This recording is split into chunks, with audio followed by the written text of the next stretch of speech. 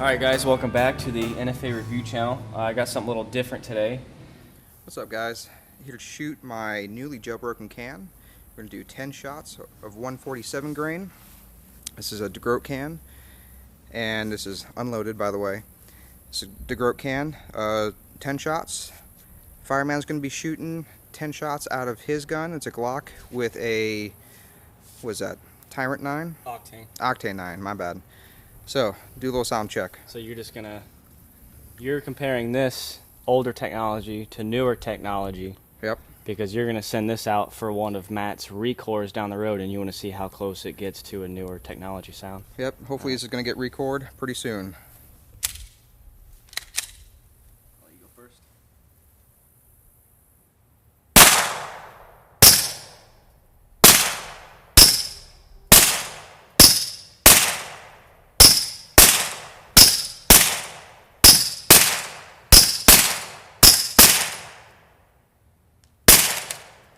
Double feed. Thank you, Glock. So for those of you wondering why I'm wearing gloves in the shithole hot Florida, it's because these are hot as fuck right now, and this guy doesn't have his gloves. Let's put some water in these.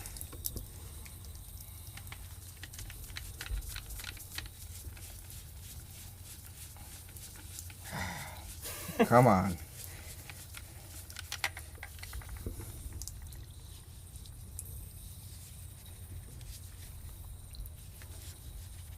Both cans now shot wet.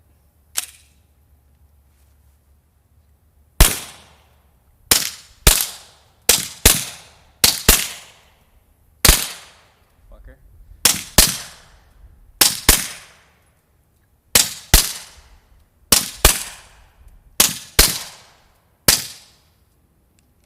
Woo, I'm soaked. A lot quieter though. This is a video on jailbreaking. Many of you that have been around the block as far as suppressors know that there are companies out there that will jailbreak a sealed can, like this one. This is mine. This one's sealed. Okay, this is kind of before the era on when, you know, they thought that only 22 cans needed to take down to be cleaned. That is not the case. So now most manufacturers, Silencer Co., AAC, Liberty, they all build cans that are user serviceable. You can take it apart to clean it. However, if you have an older can and you want to salvage your tax stamp because you don't want to fill this up with carbon and lead, you can send it off to companies like Stalking Rhino, SRI. I'll try to get this in close here. I will put this information down below in the video description. Okay. Basically, what you do is you mail your suppressor to him.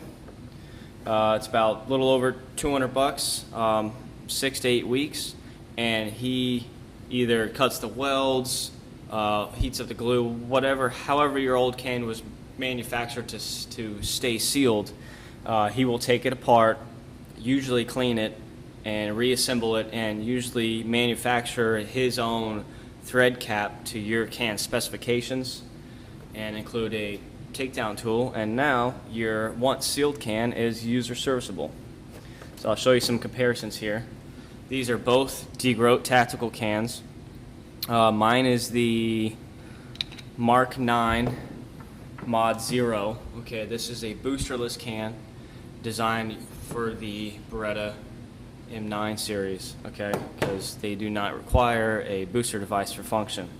My buddy has the Mark 99 version, which is the same exact internal can, except it does have a booster for function on a Browning type action. So, as you can see, the end caps here, his is on the right, his is user serviceable, mine is still sealed on the left. I will be sending mine in to Matt at Stalking Rhino. He does phenomenal work. So let's go ahead and open that up and show you what that looks like. All right, I have my old one at the top and buddy's new one that's been jailbroke at the bottom. Take the takedown tool, insert it without scratching it.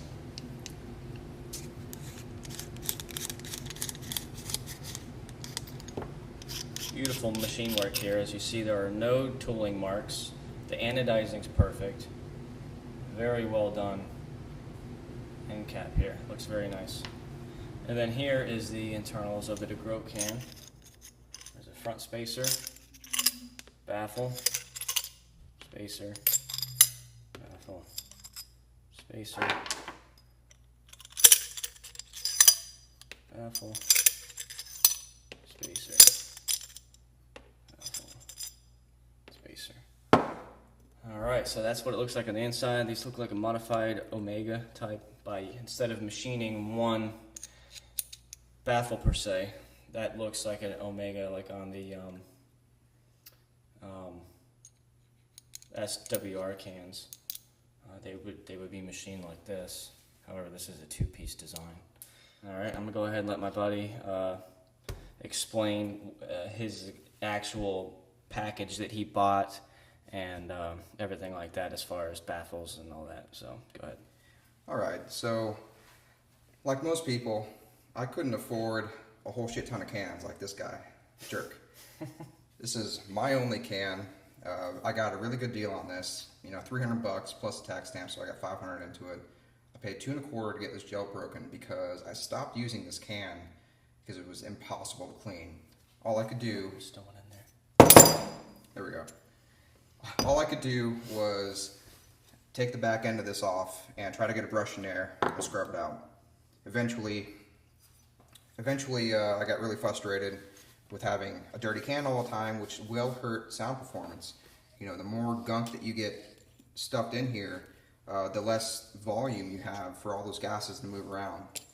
Now, I'm not a real fan of this design, this modified Omega design, because it's like putting washers in between these spacers. You know, kind of chintzy. You know, this was a can that was not meant to have this done. If you go onto the Silencer Talk forums, you'll notice that DeGroat himself has said, don't do this, it'll wreck your can. Well, guess what? We just did it. The skin is completely fine. Tube. The tube's completely fine. Everything is in pretty good shape. You know, there's nothing wrong with this. Now, these baffles were grain anodized, which my understanding that, now this is just my understanding, I don't know if it's fact, that military type hard coat type 3 anodizing only comes in like a dark gray and a black. Is that right? Pretty much. Everything that I've been able to find, I'm not the only person that looked into this, was neon green. It looked nice. It looked great. It looked really cool. But that color will not adhere to a hard coat. And what we found was when Matt took this and did a very soft poly blast to it, it took the finish off straight to bare metal, which is baffling to me. I see what you did there. It's really ridiculous, you know. And we actually had to get these re-anodized, and this is a real hard coat now. So I'm really happy with it. So for a price, will Matt also re-anodize in addition to the jailbreak? Is that like an additional cost normally? There is an additional okay. cost. I think it's about $75 to $100. You know, if Matt runs into any kind of problem, he will let you know. He will let you know the whole way through this whole process. If he finds anything, he does fix accidents, you know, baffle strikes, whatever. He does fix things that the normal manufacturer won't fix. In fact, they do send him customers. Your major manufacturers will send people to him. You know, he's been doing this a long time. He's done, I think, over 1,000 jailbreaks. And rumor has it that he's going to be hopefully offering a titanium silencer line himself. That's cool. So that would be pretty cool. So definitely send your stuff to Matt at SRI. Look him up. Go on to the Silencer Talk forums. You'll see this guy on here. Yeah, sounds like a good deal. Sounds like I need to send this old turd to him, get him to break it so I can actually shoot it. I have I think 4 9mm cans. I never shoot this one. Why? I have Octane, the Ospreys, the Tyrants. You know, this is older can, has to be shot wet to be anywhere close to the suppression factor of those cans I just mentioned. However, if I jailbreak it, now I can shoot it on 22, put it on one of my bolt action rifles. I can let more friends shoot it at the range, fill it up, and then not have to worry about not being able to clean it. So, Matt, you'll be seeing me soon. Yeah, it's a really good deal. This is the way to go if you got suckered into buying one of these like me. I feel like an idiot. Well, you know, you are kind of. I am kind of an idiot, but you know, I feel bad for anyone else that makes the same mistake as I did. In my opinion, I think the Groat is misleading people and ripping people off, but that's just my opinion. I don't fucking care, whatever. Opinions solely of Voltide Incorporated, not of NFA Review Channel.